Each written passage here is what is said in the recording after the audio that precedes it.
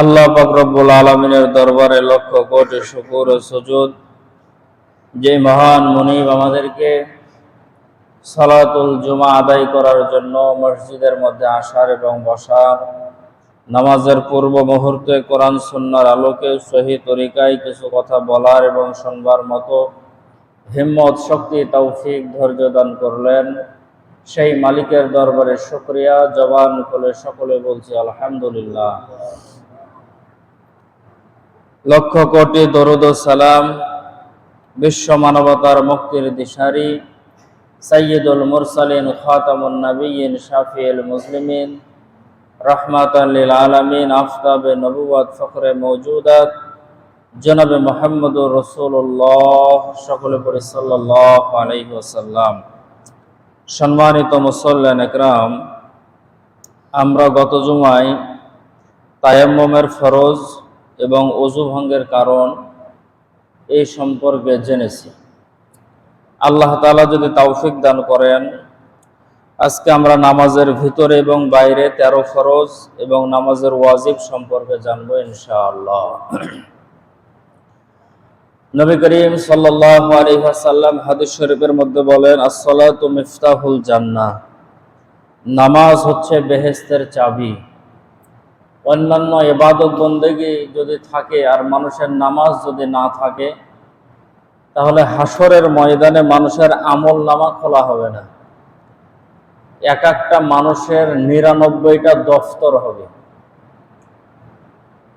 99টা দফতর এক একটা মানুষের সামনে খোলা হবে, এক একজন মানুষের আমল নামা।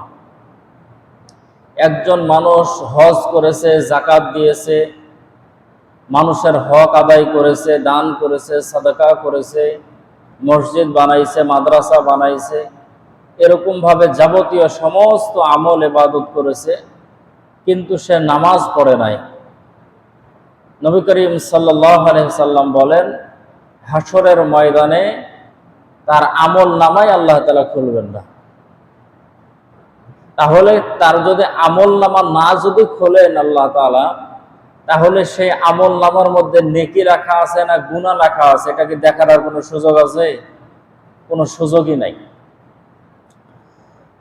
অন্যান্য গুনাহ করলে, অপরাধ করলে শাস্তি, পাপের কথা আছে, কিন্তু নামাজ যদি মানুষ না পড়ে, তাহলে এর জন্য আল্লাহ পাক রব্বুল আলামিন শাস্তির কথা বলেছেন, গুনার কথা বলেন নাই, বরং শাস্তির কথা বলেছেন। অন্য অপরাধের ব্যাপারে বলেছেন যে গুনাহ হবে, কিন্তু নামাজের ব্যাপারে সরাসরি শাস্তির কথা বলেছেন, যে কেউ যদি ইচ্ছাকৃতভাবে এক ওয়াক্ত নামাজ যদি ছেড়ে দেয়, সঙ্গে সঙ্গে তার নাম জাহান্নামের ফেরেশতারা জাহান্নামের দরজার মধ্যে টাঙ্গিয়ে দেয়। কেউ যদি ইচ্ছাকৃতভাবে যদি কেউ নামাজ যদি ছেড়ে দেয়, এরকম ভাবে কেউ যদি নামাজ যদি নাই যদি পড়তে থাকে, নবী করিম সাল্লাল্লাহু আলাইহি ওয়াসাল্লাম বলেন যে তার জন্য জাহান্নামের শাস্তি, জাহান্নামের আযাব তার জন্য ওয়াজিব হয়ে যায়। যত ওয়াক্ত নামাজ সে বাদ দিতে থাকে, তার জন্য জাহান্নামের শাস্তি ফেরেশতারা আমলনামার মধ্যে লিখতে থাকেন। রাসূল করিম সাল্লাল্লাহু আলাইহি ওয়াসাল্লাম হাদিস শরীফের মধ্যে বলেন যে তোমরা নামাজ পড়ো, নামাজ গুরুত্ব সহকারে পড়ো, এমন ভাবে নামাজ পড়ো যে সেই নামাজ তোমার জীবনের শেষ নামাজ, এইভাবে নামাজ পড়ো। নবী করিম সাল্লাল্লাহু আলাইহি ওয়াসাল্লাম যখন নামাজের জন্য ওযু করতেন, তখন থেকেই তার প্রস্তুতি শুরু হতো। তিনি বলেন যে আমি যখন নামাজে দাঁড়াই, এমন ভাবে নামাজে দাঁড়াই যে আমি যেন পুলসিরাতের ফুলের উপরে দাঁড়িয়ে আছি। আমার পিছনে আজরাইল আলাইহিস সালাতু ওয়াস সালাম যে কোনো সময় আমার রূহকে কবজ করতে পারে। আমার ডান দিকে আছে জান্নাত, বাম দিকে আছে জাহান্নাম, আর সামনে আছে আল্লাহ তাআলা। এমন ভাবে নামাজ পড়তে হবে যাতে করে হযরত আলী রাদিয়াল্লাহু তাআলা আনহুকে কাফেরেরা জিজ্ঞেস করলো যে আলী, তুমি যে নামাজ পড়ো, তুমি কি আল্লাহ তাআলাকে দেখো যে আল্লাহর ইবাদত করো? তো হযরতে আলী রাদিয়াল্লাহু তাআলা বলেন যে আমি এমন আল্লাহর ইবাদত করি না যে আল্লাহকে আমি আলী দেখি না। আমি আলী আল্লাহ তাআলাকে দেখে দেখে ইবাদত করি। আমাদের সেই শক্তি নাই। এই জন্য হাদিস হলো আনতা আবুদাল্লাহ কাআন্নাকা তারা ফা ইল্লাম তাকুন তারাহু ফা ইন্নাহু ইয়ারাক, যে আল্লাহকে দেখার মতো ক্ষমতা যদি বান্দার না থাকে তাহলে বান্দা এমন ভাবে নামাজ পড়বে যে আমি আল্লাহকে দেখি না কিন্তু আল্লাহ তাআলা আমাকে দেখতেছেন। আমি আমার দুর্বলতার কারণে আল্লাহ তাআলাকে দেখতে পাই না কিন্তু আল্লাহ তাআলা আমাকে দেখতেছেন। আমি যে আল্লাহ তাআলার সামনে কিয়ামরত অবস্থায় দাঁড়িয়ে আছি এটাও আল্লাহ দেখেন। আমি যখন অর্ধ সেজদার রুকুর হালাতে চলে যাই তখনও আল্লাহ তাআলা দেখেন। আমি যখন পুরোপুরি সেজদারত অবস্থায় যখন চলে যাই তখনও আল্লাহ পাক রব্বুল আলামিন দেখেন। আমি যখন কওমার মধ্যে বসে যখন তাশাহুদের শুরুতে বসি তখনও আল্লাহ তাআলা আমাকে দেখেন। অর্থাৎ আমি কোথায় কি করতেছি বা কিভাবে নামাজ পড়তেছি আল্লাহ পাক রব্বুল আলামিন আমাকে দেখতেছেন। সম্মানিত উপস্থিতি, কেউ যদি নামাজ না পড়ে যদি কবরের মধ্যে যায়, নবীজি সাল্লাল্লাহু আলাইহি ওয়াসাল্লাম বলেন যে দুইটা কাজ না করে যাতে করে মানুষ কবরের মধ্যে না আসে। আচ্ছা, আমাদের মধ্যে আমরা এমন কি কেউ আছি যে আমরা কেউ কোনোদিন কবরের মধ্যে যাব না? সবাইকেই কবরের মধ্যে যেতে হবে। আজকে হোক, 2 দিন পরে হোক, 10 দিন পরে হোক, আর 10 বছর পরে হোক, কবরের মধ্যে যেতে হবে। এটা সত্য কথা, চূড়ান্ত কথা, সবাই আমরা জানি। নবীজি বলেন 1 নাম্বার,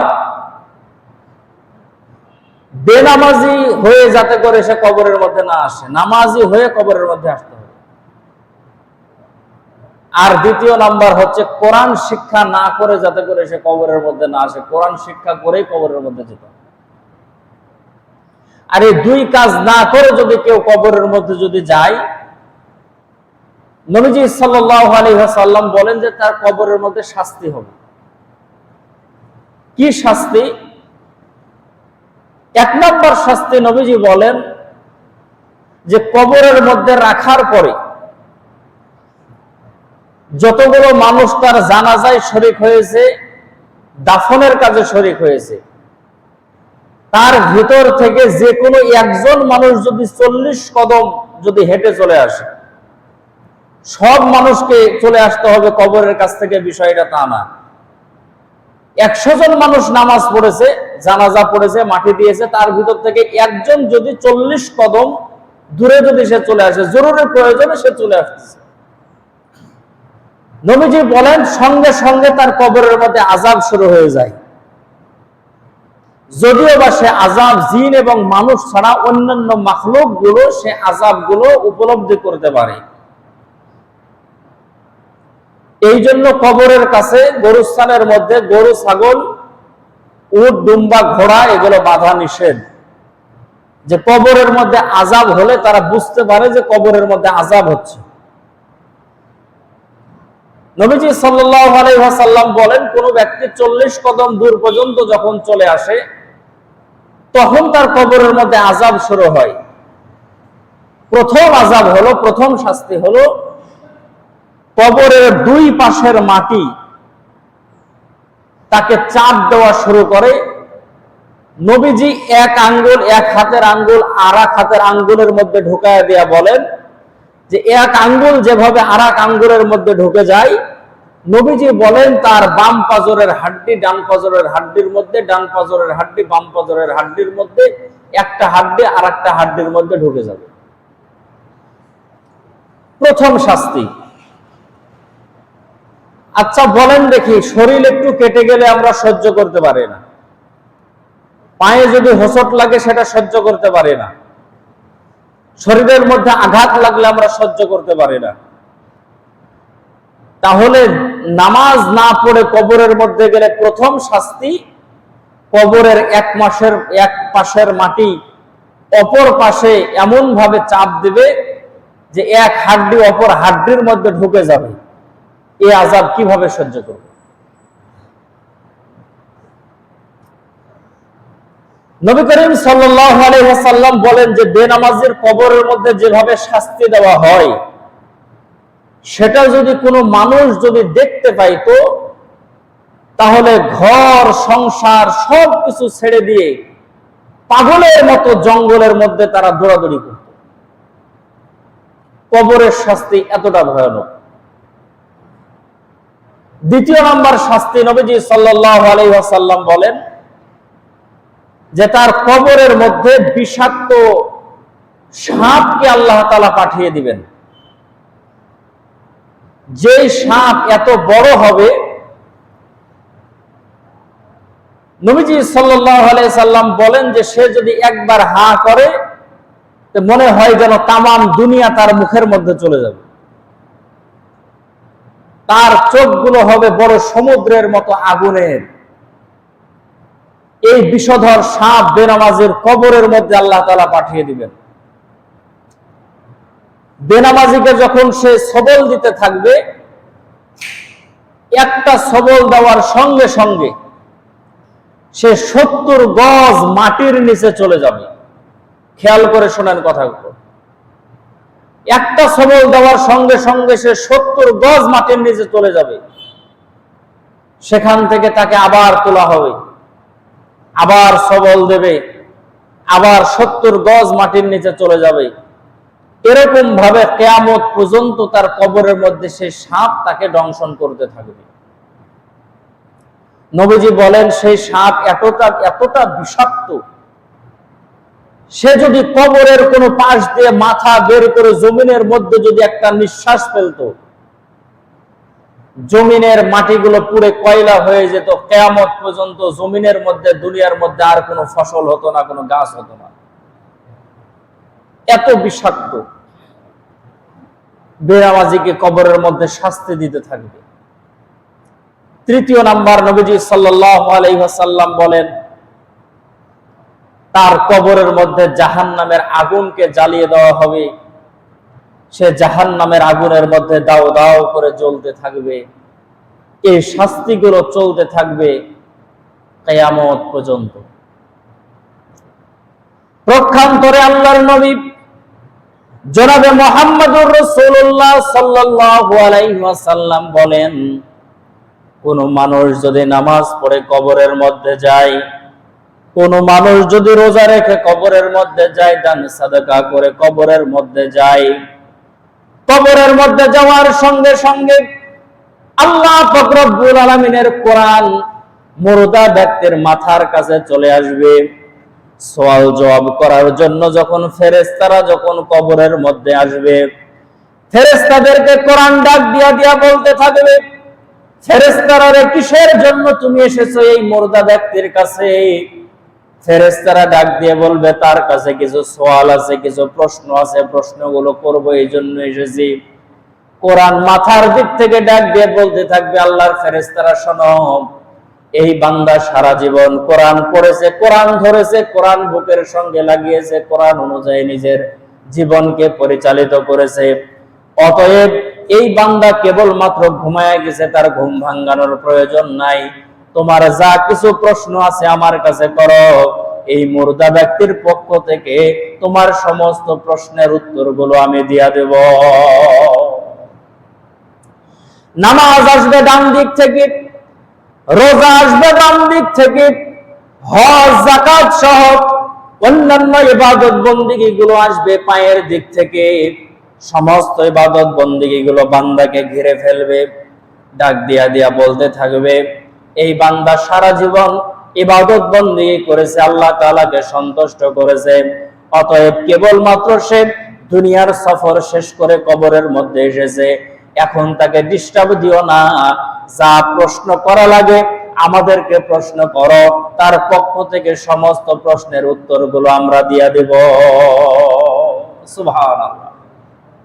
সম্মানিত উপস্থিতি, তাহলে নামাজ নিয়ে যদি মানুষ কবরের মধ্যে যায়, কোরআন নিয়ে যদি মানুষ কবরের মধ্যে যায়, ইবাদত নিয়ে যদি মানুষ কবরের মধ্যে যায়, তাহলে তার প্রশ্নের উত্তর দেওয়ার জন্য তার ইবাদত গুলোই যথেষ্ট হয়ে যাবে। আর পক্ষান্তরে নামাজ ছাড়াই যদি সে কবরের মধ্যে যায়, তাহলে যাওয়ার সঙ্গে সঙ্গে 3টা আযাব তাকে গ্রেফতার করে। শুনতে যতটা সহজ মনে হয়, বিষয়টা তত সহজ না। নবীজি সাল্লাল্লাহু আলাইহি ওয়াসাল্লাম বলেন, যে ব্যক্তি সাঁতার জানে না, তার হাত পা বেঁধে, 1 নাম্বার সে সাঁতার জানে না, 2য় নাম্বার তার হাত পা বাঁধা, এমত অবস্থায় যদি তাকে সমুদ্রের মধ্যে ফেলে দেওয়া হয়, সেই ব্যক্তিটা যতটা অসহায়, কোন ব্যক্তির ইবাদত নাই, আমল নাই, বন্দেগী নাই, কিচ্ছু নাই, সেই ব্যক্তিকে কবরের মধ্যে রেখে দিলে সেই ব্যক্তিটা তার থেকে বেশি অসহায়। সম্মানিত উপস্থিতি, এই জন্য কবরের মধ্যে আমাদেরকে যেহেতু যেতেই হবে, অতএব নামাজ ছাড়া কবরের মধ্যে গেলে কবরের মাটি আমাদের সঙ্গে ভালো ব্যবহার করবে না, এটার আশাও করা যায় না। সম্মানিত উপস্থিতি, এই জন্য আসেন, আল্লাহ পাক রব্বুল আলামিন যেহেতু আমাদের উপরে নামাজকে ফরজ করেছেন, এটা আল্লাহ তাআলার হুকুম, নামাজ যেহেতু পড়তে হবে, অতএব নামাজের ফরজ, নামাজের ওয়াজিব, নামাজের সুন্নাত, এগুলো আমাদেরকে জেনে তারপরে আমাদেরকে নামাজ পড়তে হবে। যে সমস্ত মানুষগুলো নামাজ পড়ে না, আমি অনেককে জিজ্ঞেস করেছি যে কি ব্যাপার, নামাজ পড়েন না কেন? তো তাদের কথা হলো যে হুজুর, নামাজ পড়া দরকার, কিন্তু নামাজের নিয়ম কানুন যে জানি না, কিভাবে নামাজ পড়ব? নামাজের নিয়ম কানুন না জানার কারণে অনেক মানুষ আসে নামাজ পড়ে না, নামাজে অমনোযোগী, নামাজ পড়ে না। নিয়ম না জানার কারণে সে নামাজ পড়তে তাকে ভালো লাগে না। আমরা যদি নামাজের নিয়মগুলো যদি জানি, তাহলে অবশ্যই নামাজের প্রতি আমাদের আগ্রহ হবে। এজন্যই নবীজি সাল্লাল্লাহু আলাইহি ওয়াসাল্লাম ছোট থেকেই, 7 বছর বয়স থেকেই নামাজের তালিম দেওয়ার জন্য বলেছেন, নামাজের শিক্ষা দেওয়ার জন্য বলেছেন। আমরা ফরজ বিষয়গুলো কয়েকটা জিনিস আমরা জেনেছি। ওযুর ফরজ জেনেছি, গোসলের ফরজ জেনেছি, তায়াম্মুমের ফরজ জেনেছি, ওযু ভঙ্গের কারণ সমূহ আমরা জেনেছি। আজকে আপনাদেরকে জানানোর চেষ্টা করব, নামাজের ভিতরে এবং বাইরে 13টা ফরজ আছে। মনে রাখবেন, নামাজের ফরজ আছে, নামাজের ওয়াজিব আছে, নামাজের সুন্নাতে মুআক্কাদা আছে, আবার নামাজ ভঙ্গের কারণ আছে। নামাজের ফরজ আছে 14টা, এর মধ্যে নামাজের ভিতরে বাইরে আছে 13টা ফরজ, এর মধ্যে বাইরে আছে 7টা, ভিতরে আছে 6টা। বাইরে বেশি, ভিতরে কম। বাইরে 7টা, ভিতরে আছে 6টা, মোট 13টা ফরজ। 13 ফরজের কোনো একটা ফরজ যদি ছুটে যায়, তাহলে নামাজ হবে না, নামাজ নষ্ট হয়ে যাবে। খেয়াল করে শোনেন, 13 ফরজের কোনো এক ফরজ যদি ছুটে যায়, নামাজ হবে না, নামাজ নষ্ট হয়ে যাবে, পুনরায় নামাজ দোহরায় আবার পড়তে হবে। এখন আসেন ওয়াজিব। কেউ যদি ওয়াজিব ইচ্ছাকৃতভাবে যদি ছেড়ে দেয়, তাহলে তার নামাজও নষ্ট হয়ে যাবে। মনের ভুলে যদি ওয়াজিব ছুটে যায়, তাহলে তার উপরে সেজদায়ে সাহু, অর্থাৎ সেজদা করা তার উপরে ওয়াজিব। ওয়াজিব ছুটে যাওয়ার পরে যদি কেউ সেজদা যদি না করে, তাহলে সেই নামাজও নষ্ট হয়ে যাবে, তাকে আবার দোহরায়া নামাজ পড়তে হবে। আর নামাজের সুন্নাতে মুআক্কাদা, এটা যদি অনিচ্ছাকৃতভাবে যদি ছুটে যায় বা ইচ্ছাকৃতভাবে কেউ যদি ছেড়ে যদি দেয়, তাহলে নামাজ নষ্ট হয় না, কিন্তু সুন্নাতে মুআক্কাদা আদায় করা এটা জরুরি। তাহলে একটা হলো ফরজ, একটা হলো ওয়াজিব, আর একটা হলো সুন্নাত। ফরজ ছুটে গেলে নামাজ নষ্ট হয়ে যায়, নামাজ দোহরায়া পড়তে হয়। ওয়াজিব যদি কেউ ইচ্ছাকৃত ভাবে যদি ছেড়ে দেয় নামাজ নষ্ট হয়ে যায়, অনিচ্ছাকৃত ভাবে যদি ছুটে যায় কেউ যদি বুঝতে পারে তাহলে সহসেজদা দিতে হবে, সহসেজদা ওয়াজিব হয়, সহসেজদা না দিলেও নামাজ নষ্ট হয়ে যাবে। আর যেটা সুন্নাতে মুআক্কাদা করা জরুরি, কেউ যদি না করে তাহলে নামাজ নষ্ট হবে না। এখন আসেন ভিতরে বাইরে 13 ফরজ, এটা আমরা আগে জানি। আগে জানবো বাইরে 7 ফরজ, নামাজের বাইরে 7টা ফরজ আগে আমরা জানি। 1 নাম্বার হলো শরীর পাক। 1 নাম্বার শরীর পাক হওয়া, শরীরটা পাক হতে হবে। নাপাক শরীরে ইবাদত হবে না। শরীর যদি নাপাক থাকে, এই নাপাক শরীর নিয়ে মানুষ যদি ইবাদত করে, তার ইবাদত আল্লাহ তাআলার কাছে কবুল হবে না। এই জন্য শরীর পাক করার জন্য, পবিত্র করার জন্য আছে ওযু, পবিত্র করার জন্য আছে গোসল। নাপাকির কয়েকটা ধরন আছে, নাপাকির কয়েকটা ধরন আছে। যদি আপনার উপরে গোসল যদি ফরজ হয়, এটাও একটা নাপাকি। আবার আপনি ওযু করবেন, আপনার ওযু নাই, এটাও শরীর নাপাকি। এই জন্য নামাজ পড়ার জন্য আপনাকে ওযু করতে হবে। ওযু ছাড়া যদি কেউ নামাজ পড়ে তাহলে সে অপবিত্র অবস্থায় নামাজ পড়লো, তার নামাজ হবে না। গোসল ফরজ অবস্থায় সে গোসল না করে যদি কেউ নামাজ পড়ে তাহলে তার নামাজ হবে না। বড় মারাত্মক কথা আরেকটা শোনেন, কেউ যদি ইচ্ছাকৃত ভাবে ওযু না করে যদি ফরজ নামাজের মধ্যে বা যে কোনো নামাজের মধ্যে যদি দাঁড়িয়ে যদি যায়, আর যদি সে সেজদা পর্যন্ত যদি চলে যায়, সে কাফের হয়ে যাবে, তাকে আবার কালেমা পড়ে মুসলমান হতে হবে। কথা কি বোঝা গেছে? যে কেউ ইচ্ছাকৃত ভাবে ওযু করেনি, প্রচন্ড ঠান্ডা ওযু করবো না, বা বদমাইশি করে ওযু করেনি, নামাজ পড়তেছে, সে যদি এই অবস্থায় যদি নামাজের মধ্যে সেজদা দেয় তাহলে তার ঈমান চলে যাবে, আবার তাকে কালেমা পড়ে মুসলমান হতে হবে। মারাত্মক কথা। এই জন্য শরীর পাক থাকতে হবে। এখন শরীরের ভিতর পাক আছে, শরীরের বাইরে পাক আছে। শরীরের ভিতর বাইরে পাক, আপনি গোসল করলেন, ওযু করলেন, পবিত্র হয়ে গেলেন, কিন্তু শরীরের ভিতর পাক করবেন কিভাবে? হারাম খাওয়ার পরে যে শরীরের ভিতর যে নাপাক হয়ে আছে, তাহলে এই ভিতরটা পাক করবেন কিভাবে? নবীজি সাল্লাল্লাহু আলাইহি সাল্লাম হাদিস শরীফের মধ্যে বলেন, লা ইয়াদখুলুল জান্নাতা জাসাদুন গুজিয়া বিল হারাম। নবীজি বলেন, ওই শরীর কোনোদিন জান্নাতের মধ্যে প্রবেশ করবে না যে শরীরের রক্ত এবং গোশত হারাম দিয়ে গড়া। হারাম ভক্ষণকারীর শরীর কোন সময় জান্নাতের মধ্যে প্রবেশ করবে না, তার কোনো ইবাদত বন্দেগীও কবুল হবে না। তাহলে এখন মিলাতে হবে, নামাজের মধ্যে অমনোযোগী, নামাজ পড়তে ভালো লাগে না, ইবাদত বন্দেগী করতে ভালো লাগে না, মসজিদ থেকে দূরে থাকে। কেন? বোঝা গেল যে আমার ভিতরে হারামের কোনো আসর পড়েছে, এই জন্য ইবাদতের মধ্যে আমার মন বসে না। এই জন্য শরীর পাক যদি আমরা করতে চাই তাহলে শরীরের বাইরেটাও পাক করতে হবে, ভিতরটাও পাক করতে হবে। অর্থাৎ হারাম কোনো জিনিস যাতে করে আমার ভিতরে না থাকে। যে কোনো ধরনের হারাম জিনিস থেকে, হারাম খাদ্য হোক, মানুষের হক নষ্ট করা হোক, যত ধরনের হারাম আছে, হারাম কোনটা এটা ওয়াজ করার থেকে যারা হারাম কাজ করে ওরা জানে যেটা হারাম, এটা না যায়, যেটা করা যাবে না। আপনারও জমিন আছে, আর একজনেরও জমিন আছে।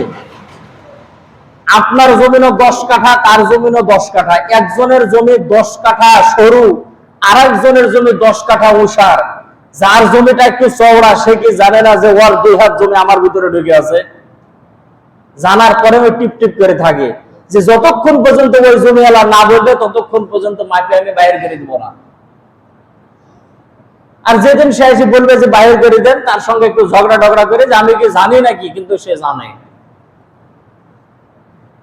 সম্মানিত উপস্থিতি, যারা গুনাহ করে, যারা অন্যায় করে, যারা অপরাধ করে, তারা জানে যে কোনটা গুনাহ, কোনটা অন্যায়, কোনটা অপরাধ। করার জানার পরেও তারা সেই কাজগুলো করে। এজন্য হারাম থেকে বাঁচে থাকবেন। হারাম যদি শরীরের মধ্যে, পেটের মধ্যে যদি ঢোকে তাহলে এর দ্বারা ইবাদতে মজা পাওয়া যায় না, এই ইবাদত আল্লাহ তাআলার কাছে কবুল হয় না। এজন্য যেটা ইনকাম হবে, ইনকামটা যাতে করে হালাল হয়। আমাদের দেশেরই যত সম্ভব একজন শিল্পী গান বলে, তো তাকে একজন সাংবাদিক জিজ্ঞেস করলো যে সে আবার গানও করে নামাজ কালামও পড়ে, তো তাকে জিজ্ঞেস করলো যে আপনি যে গান করেন আবার নামাজ কালাম পড়েন, এই গান করা টাকা তো হারাম, তাহলে তো আপনার নামাজ কালাম ইবাদত বন্দেগী কিছু কবুল হবে না, যেটা ইসলাম বলতেছে। তখন সে একটা সরল একটা উত্তর দিল, যে বললো যে শোনেন, গান করা যে হারাম এটা আমি জানি, এই জন্য গান গাওয়ার পরে আমি যত টাকা ইনকাম করেছি এটা দিয়ে আমি একটা বড় বাড়ি বানাইছি, আর আমার একটা ব্যবসা আছে, ওই ব্যবসাটাকে যেটা হালাল ইনকাম করে ওটা দিয়ে আমি ভাত খাই, পোশাক করি, অতএব আমার ইবাদত কবুল হবে না, এটা আপনারা বলতে পারবেন না। কথা কি বুঝেছেন? হারাম টাকা দিয়ে বাড়ি বানাইছে আর হালাল টাকা দিয়ে সে খাইছে। হারাম উপার্জন আপনি আপনার যে কাজে লাগান সেটাই হারাম। অনেকে আবার ফতোয়া মাসালা ফিট করে। একজন আমার জিজ্ঞেস করলো যে হুজুর সুদের টাকা তো হারাম, আমি বললাম যে হ্যাঁ হারাম। তো বললো যে ব্যাংকে থাকে, তাহলে সুদের টাকাটা কি করব? সুদের টাকা আপনি নেবেন, ওটা নেওয়ার পরে সোয়াবের নিয়াত ছাড়া মানুষকে দিয়ে দিবেন, বলারও দরকার নাই যে এটা কিসের টাকা। যারা জাকাত নাই, যারা ফিতরা নাই, ওদেরকে এই টাকাটা আপনি দিয়ে দিবেন। কিছুদিন পরে সে আবার বলতেছে যে হুজুর আমি একটা ব্যাংকে টাকা রাখি, সেটা 1 লাখে 1000 টাকা দেয়। তা আরো একটা ব্যাংকের আমি সন্ধান পাইছি যে ব্যাংকে টাকা রাখলে 1 লাখে 1200 টাকা দিবে। তাহলে ওই টাকাটা যেহেতু আমি মানুষের দানই করে দেবো, তাহলে যে ব্যাংকে বেশি সুদ পাবো ওই ব্যাংকে টাকাটা রাখি। কথাটা কি বুঝেছেন? এটা তো আমার উপকারের কারণ না, এটা গরিব মানুষের উপকার হবে। এই টাকা যেহেতু মানুষকে দান করব, তাহলে 1 লাখ টাকা আমার পড়েই থাকছে, ওই টাকা আমি 1000 টাকা না নিয়ে আমি 1200 টাকা নেবো, মানুষকে দান করব। সম্মানিত উপস্থিতি, সুদ থেকে বাঁচার কথা বলা হয়েছে। আপনি অপারক, এই জন্য আপনি এটা নিচ্ছেন, দিয়ে দিচ্ছেন, কিন্তু আপনি মানুষের উপকার করার জন্য কম সুদ আবার বেশি সুদ নেবেন, এই হিলাবাজি করা যাবে না। এই জন্য হারাম থেকে বাঁচতে হবে। আল্লাহ তাআলা আমল করা তৌফিক দান করুন, বলেন আমিন। তাহলে 1 নাম্বার শরীর পাক, শরীরের বাইরেও পাক করতে হবে, ভিতরেও পাক করতে হবে। আল্লাহ তাআলা পাক করার মতো তৌফিক দান করুন, বলেন আমিন। 2 নাম্বার হলো কাপড় পাক। কাপড় পাক করা, নাপাক কাপড়ে যদি কেউ নামাজ পড়ে তাহলে তার নামাজও কবুল হবে না। এখন শরীরের মধ্যে এই কাপড়ের মধ্যে যদি আপনার নাপাকি লাগে, অনেকেই জিজ্ঞেস করে যে হুজুর বাচ্চা যেই কয়দিন যেই কয় মাস দুধ পান করে, অর্থাৎ বাইরের কোনো খানা খায় না, শুধু মায়ের বুকের দুধ খায়, এই যতদিন পর্যন্ত সে দুধ খায় ততদিন পর্যন্ত কি তার পোশাক যদি গায়ে লাগে তাহলে কি ওই কাপড় নিয়ে কি নামাজ হবে? সম্মানিত উপস্থিতি, প্রসাব সেটা ছোট একদিনের বাচ্চার হোক না 100 বছরের বয়সের মুরব্বীর হোক, প্রসাব এটা নাপাক, পায়খানা এটা নাপাক, সে দুধ খায় বা মধু খায়, যাই খাক না কেন, বাচ্চার পোশাক সেটা নাপাক। যে জায়গায় লেগেছে সেই জায়গাটুকু ধুয়ে আপনি নামাজ পড়তে পারেন, যদি আপনার পর্যাপ্ত পরিমাণে পোশাক বাড়িতে না থাকে। তাছাড়া এই জুব্বাতে আমার পোশাক লেগে গেছে, এটা খুলে আমার অন্য পোশাক পরার অবস্থা যদি থাকে, উত্তম হলো এই পোশাক চেঞ্জ করে আরেকটা পোশাক পরে নামাজ পড়া। এই জন্য ছোট্ট বাচ্চার পোশাকও নাপাক, এটা মনে রাখতে হবে। অনেক সময় মহিলারা ওই কাপড়ে নামাজ পড়ে যে না, যে কয় মাস দুধ খাবে ওই কয় মাস নামাজ হবে, সমস্যা নাই। এই মাসালা কোনো ভিত্তি নাই, এটা মহিলাদের বানানো মাসালা, কাপড় চেঞ্জ করবে না তাই মাসালা। এটা নাপাক কাপড়ে নামাজ হবে না। কাপড়ে আপনার প্রসাব লেগেছে, কাপড়টা যদি শুকায় যদি যায় তারপরেও আপনাকে সেই জায়গা ধুতে হবে, ধোয়ার পরে আপনাকে নামাজ পড়তে হবে। এখন কিছু নাপাকি আছে যে নাপাকি কাপড়ে লাগলে দেখা যায়, আবার কিছু নাপাকি আছে কাপড়ে লাগলে দেখা যায় না। যেরকম কাপড়ে যদি আপনার পায়খানা যদি লেগে যায় তাহলে সেটা দেখা যায়, আর যদি প্রসাব যদি লাগে 2 মিনিট পরে সেটা শুকায় যায়, সেটা আর দেখা যায় না। যে নাপাকি দেখা যায় সেই নাপাকি জায়গাটা, কাপড়ের সেই জায়গাটা আগে ভালো করে আপনাকে ধুতে হবে, তারপরে পুরা কাপড় ধুতে হবে। আর যেই কাপড়ের মধ্যে নাপাকি লেগেছে কিন্তু শুকায় গেছে দেখা যায় না, সেটা পুরা কাপড় ধুতে হবে। কয়বার ধুতে হবে? 3 বার ধুতে হবে। নাপাক কাপড় পাক করার স্রোত হলো 3 বার সেই কাপড়টা ধুতে হবে। আপনি ভালো 1 বালতি পানির মধ্যে বা ট্যাপের যে পানি আপনি বালতির মধ্যে বা গামলার মধ্যে পানি নেন, সেই কাপড়টা সুন্দরভাবে সাবান দিয়ে হোক, হুইল পাউডার দিয়ে হোক, ভালোভাবে আপনি ভিজায় রাখলেন। তারপরে ধোয়ার সময় নাপাকি যদি দেখা যায়, তাহলে সেই নাপাকি আগে ভালোভাবে ধুয়ে ফেলতে হবে। তারপরে সেই কাপড়টা পুরা পানির মধ্যে যাতে করে কাপড়টা ডোবে, এই পরিমাণ পানি নিয়ে পুরা কাপড়টা আপনাকে ডুবাতে হবে। তারপরে কাপড়টা তোলার পরে কাপড়টা আপনাকে চিপতে হবে। এমন ভাবে কাপড়টা চিপবেন যাতে করে কাপড় থেকে 1 ফোঁটা পরিমাণ পানি বের হবে, এরকম পানি যাতে না থাকে। শক্ত করে ভালো করে চিপতে হবে। এখন অনেকে বলতেছেন এত জোরে চিপতে গেলে কাপড়ই ছিঁড়ে যাবে। আমাদের সাথে এক ছাত্র পড়তো, কাপড়ই চিপতো না, লুঙ্গি ধোয়ার পরে লাইড়ে দিত, পরে চিপলে সুতা ছিঁড়ে যেত। বেশি চালাক। এই জন্য কাপড় যদি নাপাক হয়, তাহলে কাপড় শক্ত করে ভালোভাবে চিপতে হবে। তারপরে আবার পানির মধ্যে দিতে হবে। কোন পানির ভিতর? যে পানিটা একবার চুবাইছিল ওই পানি, ওই পানি ফেলে দিয়ে আবার নতুন পানি নিতে হবে। এরকম ভাবে 3 বার আপনাকে সেই কাপড় ধুতে হবে, তাহলে সেই নাপাক কাপড়টা পাক হবে। তাহলে বোঝা গেল যে নাপাক কাপড় কিভাবে আপনি পাক করবেন। আমাদের জন্য তো সহজ। আর ঈসা-নবী মুসা-নবীর উম্মতের কি অবস্থা ছিল জানেন? অবস্থা ছিল যে যে জায়গায় নাপাকি লাগবে সেই জায়গার কাপড় সহ কাটি ফেলতে হবে। এখন আপনি 250 টাকা দামের গজের জুব্বার কাপড় বানাইলেন, আপনার ছোট বাচ্চা কোলে নিয়েছেন, পোশাক করে দিয়েছে।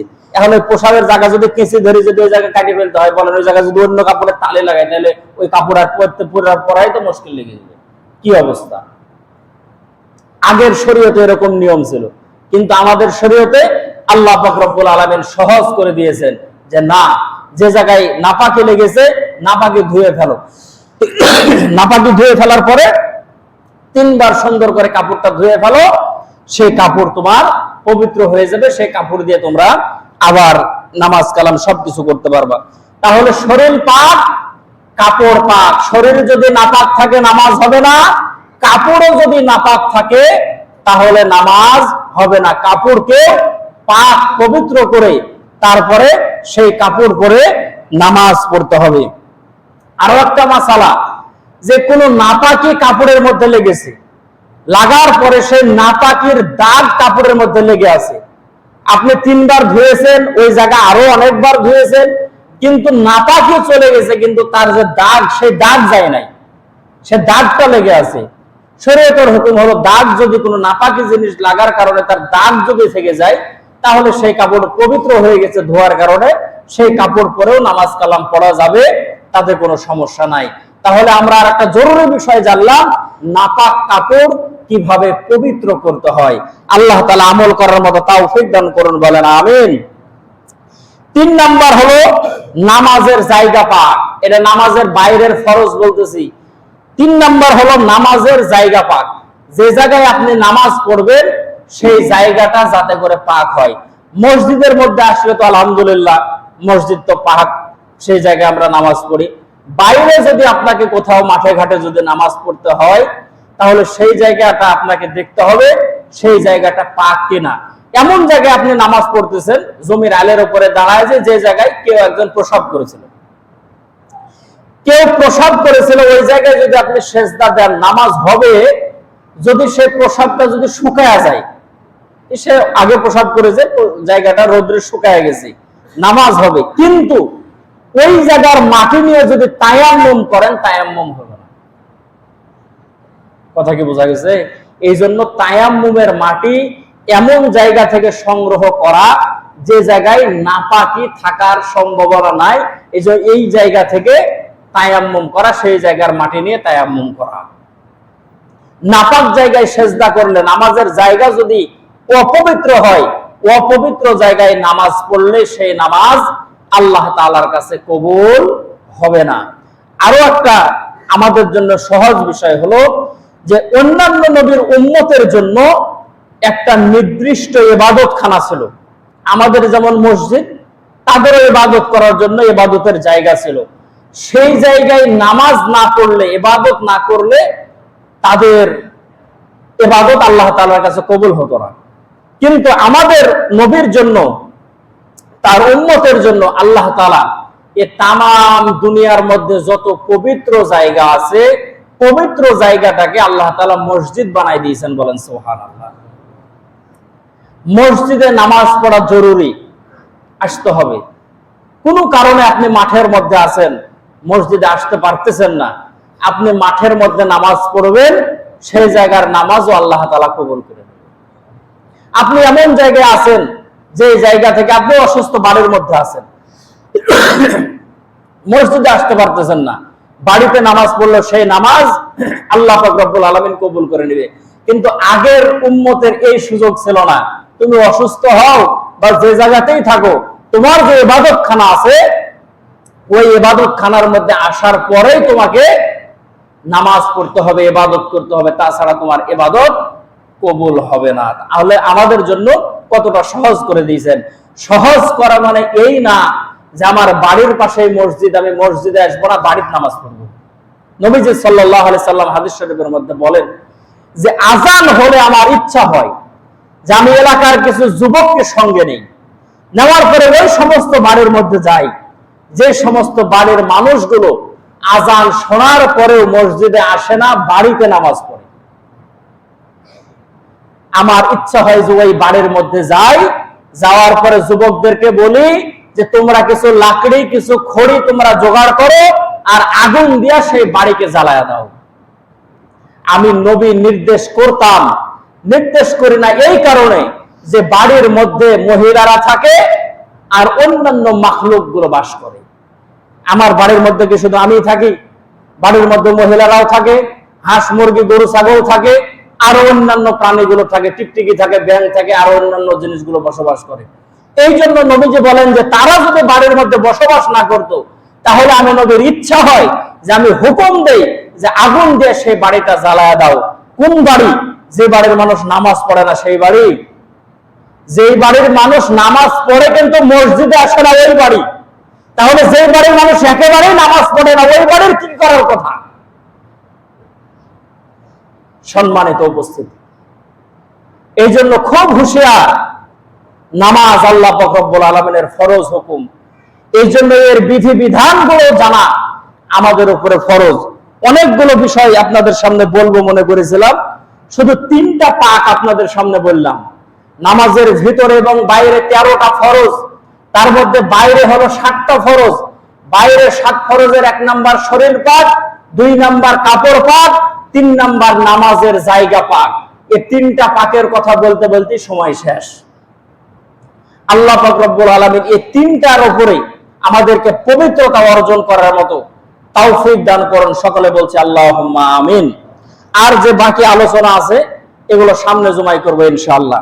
2 মিনিট একটা কথা, সেটা হলো যে আপনারা প্রায় সকলে অবগত আছেন যে আমরা গত জুমাতে ঘোষণা দিয়েছিলাম যে আমাদের দিগ্রামে যে তাফসীর কমিটি আছে, সে তাফসীর কমিটি সহ অন্যান্য আমরা সাধারণ যারা মুসল্লি আছে তাদেরকে নিয়ে 20 তারিখ অর্থাৎ রবিবার স্কুল মাঠে একটা তাফসীর করার জন্য একটা মিটিং এর কথা। আল্লাহর রহমতে মাত্র 10-12 জন উপস্থিত হয়েছে, তাছাড়া মানুষ উপস্থিত হয়নি। এর কারণ হলো যে আমরা সবাই ব্যস্ত মানুষ, কাজের মধ্যে আমরা ব্যস্ত থাকি। এই জন্যই সময়টা করা হয়েছিল যে বাদ মাগরিব, যে মাগরিবের পর তো মানুষ চায়ের স্টলে বসে থাকে, তাহলে সেই সময়টা 10-15টা মিনিট তারা সময় দিবে, সে জায়গায় পরামর্শটা দিবে। কিন্তু তারপরও আমরা মানুষের উপস্থিতি সেভাবে পাইনি। যারা ছিল তাদেরকে নিয়ে সিদ্ধান্ত হয়েছে আগামী শুক্রবার এবং শনিবার অর্থাৎ মে মাসের 2 তারিখ এবং 3 তারিখ আমাদের দিগ্রামে তাফসীর হবে। বলেন আলহামদুলিল্লাহ। এ তো আলহামদুলিল্লাহ বললেন না মানে আপনারা খুশি না? অনেক মানুষ অনেক ধরনের কথা বলেছে, সেটা আমার কানে এসেছে যে এটা এই সময়টা জালসা করার সময় না। সারা দেশে বিভিন্ন জায়গায় হচ্ছে, আমাদের এলাকায় এরকম সময় হয় না। ঝড় বাদলের দিন, ঝড় তো হতে পারে, অক্টোবর মাসে জালসা হলে তো ঝড় মানে হয়, এটা তো আল্লাহ তাআলার হাতে। কথা বলেন ঠিক না? কথা বলেন না কেন? ঠিক না ঠিক? এই জন্য আপনাদের কাছে অনুরোধ হলো আমরা গত বছর যখন এই মাহফিলটা যখন শুরু করি, তখন মিটিং এ যে মানুষগুলো হয়েছিল তারা আপনারা জানেন বা সবারই জানার কথা যে আমরা সে জায়গায় একটা সিদ্ধান্ত নিয়েছিলাম যে আমাদের গোরস্থানের একটা মাহফিল হয়, সেই জায়গার আয় দিয়ে আমরা গোরস্থানের উন্নতি করি। এই মাহফিলটার ব্যয় করার পরে যত টাকা অতিরিক্ত আয় থাকবে, আমাদের মসজিদ আছে, ঈদগাহ আছে এবং গোরস্থান আছে, এই তিনটা প্রতিষ্ঠানে আমরা এই মাহফিলের যেটা অতিরিক্ত যে টাকাটা থাকবে সেই টাকাটা আমরা এই তিন প্রতিষ্ঠানের আলোচনা সাপেক্ষে যে কোনো একটা প্রতিষ্ঠানে দিয়ে দিব। এটা কি মনে আছে আপনাদের? এরকম আমাদের একটা কথা ছিল। তাহলে অনেকেই বলতেছেন যে এই মাহফিল অনর্থক। অনর্থক না, এই বছরও আলহামদুলিল্লাহ আমাদের অতিরিক্ত যে টাকা থাকবে সে টাকা দিয়ে দিব। আমাদের হাতে গত বছরের মোটামুটি 34,000 টাকার কিছু একটা বেশি টাকা আমাদের হাতে আছে, সেই টাকা দিয়ে আমরা পোস্টার করা শুরু করেছি। মাহফিল শেষ হওয়ার পরে অতিরিক্ত যেই টাকা থাকবে 2-5,000 টাকা আবার সামনে বছরের পোস্টার করার জন্য রাখার পরে যেই টাকা থাকবে আপনাদের সাথে আলোচনা করে, আপনারা যদি বলেন এটা মসজিদে দিতে হবে মসজিদে দিবেন, যদি বলেন যে মাদ্রাসায় দিতে হবে তো মাদ্রাসায় দিবেন, যদি বলেন যে না ঈদগাহের কাজ চলতেছে ঈদগাহে দিতে হবে তো ঈদগাহে দিবেন। আপনাদের আলোচনা সাপেক্ষে সেটা দেওয়া হবে ইনশাআল্লাহ। তবে আপনাদের কাছে অনুরোধ হলো যে আমরা জুম্মার পরে অনেক মসজিদে মিটিং হয়, কিন্তু দিগ্রামে কেন জানি হয় না। কেন হয় না? একজনকে বললাম তো বললো হুজুর খুব খিদা লেগে থাকে, এই জন্য আমরা বসতে পারি না। এই জন্য আসরের পর করা হয়, তো বলে মাঠে রোদ লাগে এই জন্য বসতে পারি না। মসজিদে মিটিং করলে বলে যে যারা নামাজ পড়ে ওরাই খালি আসবে, যারা নামাজ পড়ে না ওরা আসলে শরম পায়। এই জন্য স্কুল মাঠে মিটিং করা হয়, তারপরেও মানুষ আসে না। আপনাদের কাছে অনুরোধ থাকবে, আমি আপনাদের মহল্লার ইমাম হিসাবে, আমাদের 100 জন সদস্য আছে 1000 টাকা করে দেওয়ার। 100 জন সদস্য আছে এই তাফসিরে 1000 করে টাকা দেওয়ার। 1000 করে যারা দেয়, 1000 টাকা আছে, 500 টাকা আছে, এই টাকাগুলো দিলে আমাদের তাফসির করার পরে অনেক টাকা বাঁচে যাবে, আমরা ভালো ধরনের একটা কাজ করতে পারবো। আপনাদের আলোচনা সাপেক্ষে আপনারা যে জায়গায় দিতে বলবেন সে জায়গাতেই দেওয়া যাবে ইনশাআল্লাহ। আপনাদের কাছে অনুরোধ যে আপনাদের আমার কাছে একটা রসিদ আছে, রসিদ থাকবে। আমাদের মুয়াজ্জিন সাহেব রমজান ভাইয়ের কাছে একটা থাকবে। তারপরে আব্দুল সাত্তার ভাই অর্ধগারে একটা রসিদ দেবো। বেশি রসিদ আমরা দেবো না, বেশি দিলে গতবার ঝামেলা হয়েছে আপনারা জানেন। আব্দুল সাত্তার ভাইয়ের ওখানে একটা রসিদ দেবো, কবির ভাইয়ের ওখানে একটা রসিদ দেবো, আর ওই মোড়ে রমজান ভাইয়ের কাছে একটা রসিদ দেবো, তল্লল ভাইয়ের কাছে একটা থাকবে। এই 5-6টা রসিদ আমাদের কাছে থাকবে। আপনারা মেহেরবানি করে আপনাদের সাধ্য মতো সেখানে আপনারা দিবেন। দেওয়ার পরে আমরা আবার পরের সপ্তাহে আই বাই দিয়ে দিব। আপনারা বসে বলবেন যে হুজুর এই টাকাটা এই জায়গায় দেন বা এই জায়গায় দিতে হবে, আমরা সেই জায়গায় টাকা দিয়ে দিব। বলেন ইনশাআল্লাহ। ইনশাআল্লাহ। আপনাদের বাসায় যাবে চাল টাল নেওয়ার জন্য। আপনারা সর্বোত্তম একটা কথা আমার খুব কষ্ট লাগে, এই কথাটা আগে আমি শুনিনি, ইদানিং এই কথাটা শুনতে হয়। বলে ঈদগাহ ওদের ওরা করুক। আচ্ছা বলেন ঈদগাহ কি কারো ব্যক্তিগত? কথা বলেন না কেন, কারো ব্যক্তিগত? আমাদের সবার না? বলে গোরস্থান ওদের ওরা করুক। ওরা মানে কারা? বলে মসজিদ ওদের ওরা করুক। ওরা মানে কারা? বলেন কারা? মসজিদ ইমামতি করে আমার আর রমজান ভাইয়ের মসজিদ? বলে মাদ্রাসা ওরা করুক। ওরা বলতে আমরা কাদেরকে বুঝাই? কষ্ট লাগে। মসজিদ আমাদের, মাদ্রাসা আমাদের, গোরস্থান আমাদের, ঈদগাহ আমাদের, আমাদের বলে আমরা কাজ করব। বলেন ইনশাআল্লাহ। ওদের কি বলবো যে এটা ওদের, এই কথা আমরা বলবো? এ কথা আমরা বলবো না, এটা আমাদের, আমরা সবাই মিলে এটা করব। আরেকটা গুরুত্বপূর্ণ কথা, সেটা হলো যে শাহজাহান চাচা যেটা বলতে বলেছে যে আজকে আসরের নামাজের পরে এই মসজিদে আমাদের দিগ্রাম ফুরকানিয়া মাদ্রাসার কমিটি গঠন হবে। আপনারা সকলে উপস্থিত থেকে সেই কমিটি আপনারা গঠন করবেন ইনশাআল্লাহ।